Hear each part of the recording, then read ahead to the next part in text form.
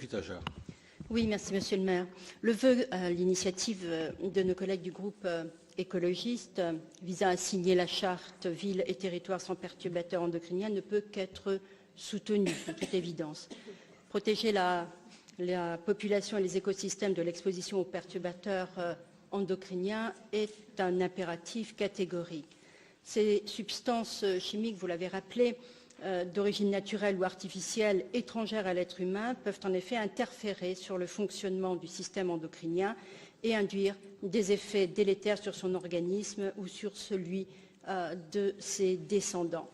Alors qu'il s'agisse du bisphénol A, du perchloréthylène ou autres phtalates, ils sont en partie responsables de l'augmentation des maladies chroniques, cancer, obésité ou diabète. Il n'est donc plus l'heure de tergiverser, comme l'a rappelé d'ailleurs la Cour de justice de l'Union européenne en 2015, qui a condamné la Commission européenne pour son inaction sur les perturbateurs endocriniens, alors que le Parlement de Strasbourg lui demandait d'agir depuis 2009. La France a été, en 2014, le premier pays à se doter d'une stratégie nationale perturbateurs endocriniens, avec pour principal objectif de réduire l'exposition de la population aux perturbateurs endocriniens. Ici, à Strasbourg, nous devons assumer pleinement le rôle de protection des populations en étant proactifs et en initiant de nouvelles actions à l'échelle locale. Je voudrais ici rappeler, Monsieur le maire, et saluer l'initiative prise par les parents d'élèves des écoles de la ville de Strasbourg, demandant qu'à l'occasion du renouvellement de son marché public pour la restauration scolaire, la ville cesse de réchauffer les repas dans les barquettes en plastique et de choisir un matériau plus sain lorsqu'il est chauffé. Leur mobilisation massive en octobre 2016 a permis de lever le voile sur ce problème grave de santé publique et s'est traduite concrètement par la suppression progressive des barquettes en plastique pour les remplacer par des plats en inox dans le marché de la restauration scolaire. C'est à cette mobilisation que Strasbourg doit aujourd'hui d'avoir été la première grande ville à déployer et à remplacer les barquettes en plastique par de l'inox, et de nombreuses collectivités nous emboîtent le pas.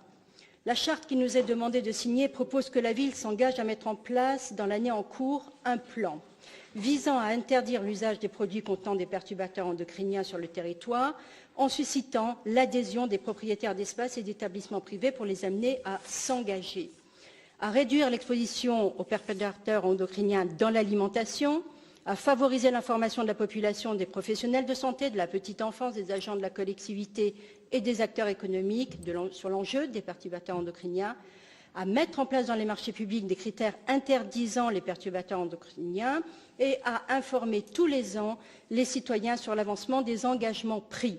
Sur beaucoup de ces aspects, la ville de Strasbourg a été précurseur puisqu'elle mobilise dans le cadre de la politique des achats que vous m'avez délégué, Monsieur le maire, et que nous co-construisons avec les adjoints et les élus au sein du comité consultatif du développement durable, l'ensemble des leviers de la commande publique en matière environnementale. Il s'agit non seulement de préserver les ressources naturelles, mais aussi de protéger la santé des usagers et des agents de la collectivité, en particulier contre les perturbateurs endocriniens.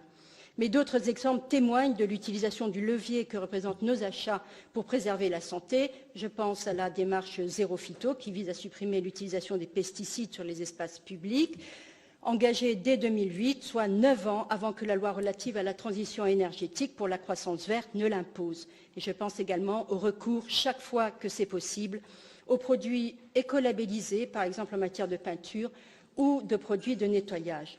Enfin, le projet de schéma de promotion des achats socialement et écologiquement responsables, qui sera soumis à l'approbation du Conseil municipal au printemps prochain, comptera parmi ses objectifs celui visant à limiter autant qu'il sera possible l'achat de produits contenant des perturbateurs endocriniens susceptibles de nuire à la santé. Alors, au-delà de la signature de cette charte, nous devons à présent faire preuve de beaucoup plus de volontarisme politique sur ce sujet. Nous devons définir dans le cadre d'une co-construction avec tous les acteurs concernés, au premier rang desquels figurent les citoyens, une véritable politique de santé publique visant, si ce n'est la suppression, tout au moins la réduction drastique de l'exposition des populations aux perturbateurs endocriniens. Cette proposition, Monsieur le maire, fait écho à l'une des demandes qui émanent d'un des ateliers du sommet citoyen visant à co-construire cette politique de santé publique dans le cadre d'un nouvel outil proposé par nos concitoyens et qu'ils ont appelé un atelier ville. Vous l'avez compris, cela va bien au-delà de la simple information du public que préconise la charte. L'atelier est composé d'experts, de citoyens, d'agents, d'élus, de représentants du monde économique, pourra, après un état des lieux partagé, poser les bases d'actions concrètes qui seront conduites à l'échelle locale et à formuler des préconisations à l'échelle nationale. Mais au-delà, cet atelier ville devrait également, à mon sens, avoir pour mission de construire un plaidoyer pour faire évoluer la législation à l'échelle européenne sur ce sujet. C'est la vocation européenne de Strasbourg que nous défendons, de se saisir des débats qui concernent nos concitoyens au premier chef et dont les enjeux sont clairement de circonscrire les fondements de la société dans laquelle nous voulons vivre, élever nos enfants et voir grandir nos petits-enfants.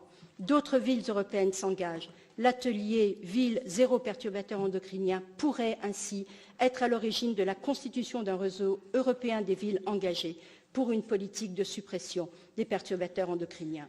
J'ai entendu également qu'une réforme constitutionnelle voulue par le Président de la République allait permettre de consacrer le droit à la différenciation des politiques publiques sur les territoires.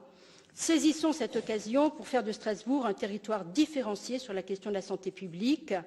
Néonicotinoïdes, perturbateurs endocriniens, oui, néonicotinoïdes, absolument, perturbateurs endocriniens.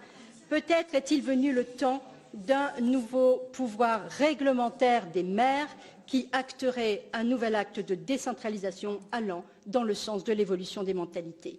Mais dans l'intervalle, et en attendant que cette réforme constitutionnelle ait lieu, Monsieur le maire, je vous propose de mettre en place sans plus attendre la démarche qui conduira à la création d'un atelier ville zéro perturbateur endocrinien, de manière à préfigurer la forte demande de nos concitoyens de participer à la construction de nos politiques publiques.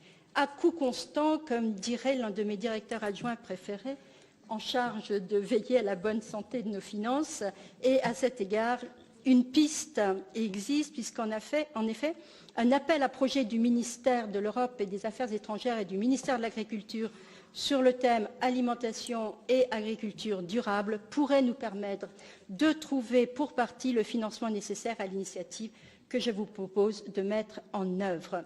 La lutte contre les perturbateurs endocriniens est de toute évidence un sujet consensuel qui nécessite la mobilisation de toutes et tous, et cette mobilisation, il nous appartient de la susciter et de lui donner les moyens d'aboutir. Je vous remercie. Merci.